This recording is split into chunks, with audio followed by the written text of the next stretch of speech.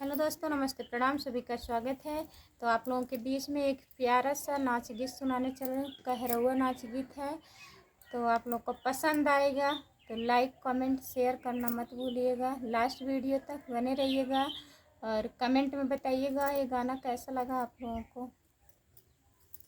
कजर का डिबिया खोलो खोलू मरना ना दिया, कजर का डिबिया खोलू खोलू मरना ना दिया, कजर का डिबिया खोलू सजावा लगावेलू सुबेरावा लगावेलू ससुर के मनवा राखू राखू मरना ना दिया, ससुर के मनवा राखू राखू मरना ना दिया, ससुर के मनवा राखू कजर का डिबिया खोलू खोलू मरना ना दिया, कजर का डिबिया खोलू खोलू मरना ना दिया, कजर का डिबिया खोलू सजावा लगावेलू सुबेरावा लगावेलू जेठऊ के मनवा राखू राखू मरना ना दिया, जेठऊ के मनवा राखू राखू मरना ना दिया, जेठऊ के मनवा राखू